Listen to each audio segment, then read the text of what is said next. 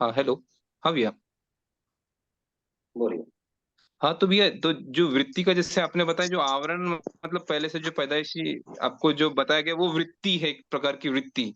तो फिर particular stage के बाद आपने जैसे बताया, जैसे कुछ पढ़ लिया या हम जो गायत्री महाविज्ञान पढ़ लिया या फिर वेद भी पढ़ लिया, तो एक स्थिति के बाद उसको भी छोड़ो, अब उसके एग्जैक्टली। परे जाओ। विवेकानंद जी, स्वामी जी को अगर आप सुनोगे, you should know how to unlearn the learn. पहले लर्न करो, बाद में उसको ही अनलर्न करना पड़ता है, तब तक वो।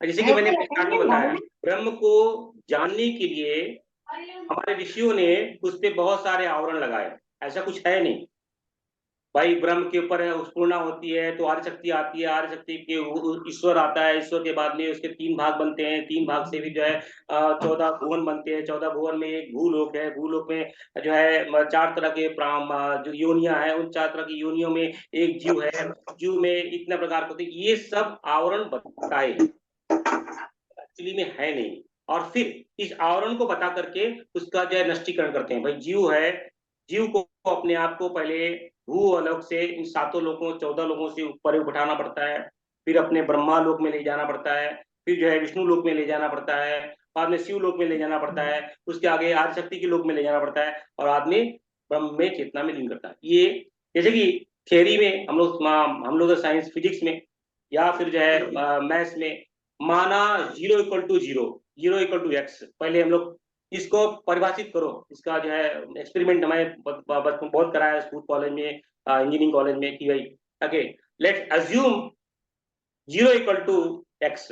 देन हम एक्स को परिभाषित करते हैं, देन बाद में करते हैं कि yes since X equal to zero, this is zero equal to zero. ये प्रूफ करते हैं, पहले उसके ऊपर आवरण लगाते हैं, यानी वृत्ति पैदा करते हैं। लेकिन एक समय के बाद में उस वृत्तियों को छोड़ना ही पड़ता है। अगर वृत्तियों को नहीं छोड़ेंगे तो यह ज्ञान नहीं मिलेगा।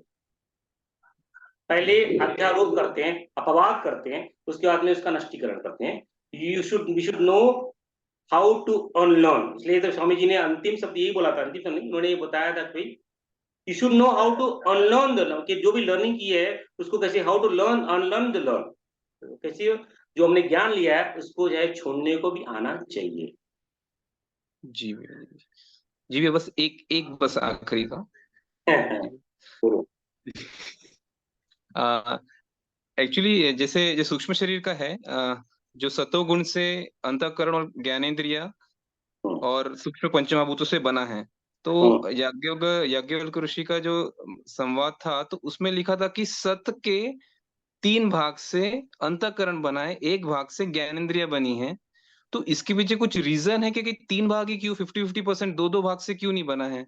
या फिर रज के तीन भाग से प्राणेंद्रिय बनी है, एक भाग से कर्मेंद्रिय बनी है, ऐसा हम्म। आया है? तो उसके पीछे कुछ रीजन है, कुछ इंपॉर्टेंस ज्यादा है, ऐसा कुछ है? नहीं नहीं, एक्चुअली यह है कि जैसे कि तैत्तिरीय उपनिषद और जो है और छांदोग्य उपनिषद में, अब ये दो उपनिषद आप देखोगे तो एक जगह बताया गया है कि भाई तीन महाभूत हैं।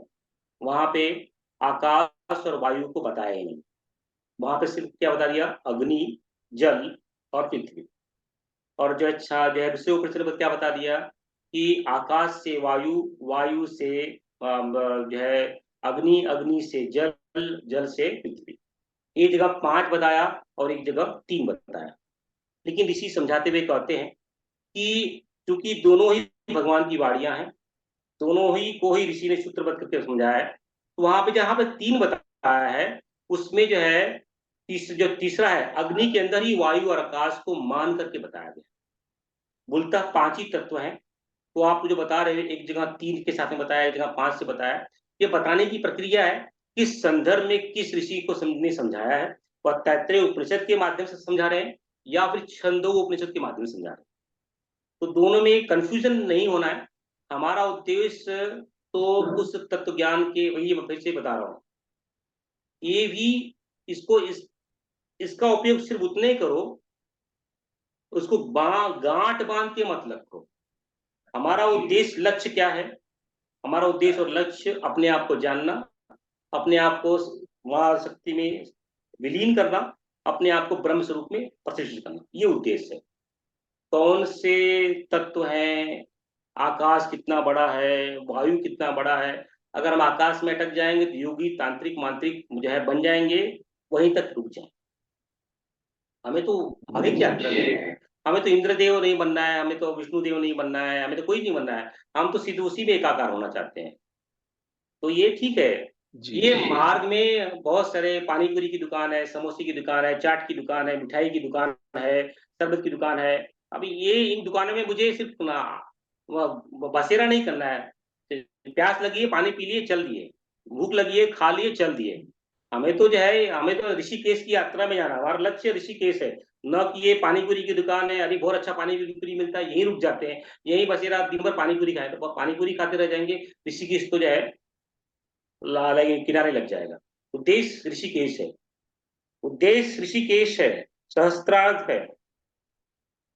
यहाँ अटक गए तो बहुत बड़े योगी बन जाएंगे, बहुत बड़े प्रवचनकर्ता बन जाएंगे, बहुत बड़े सिद्धि बन जाएंगे।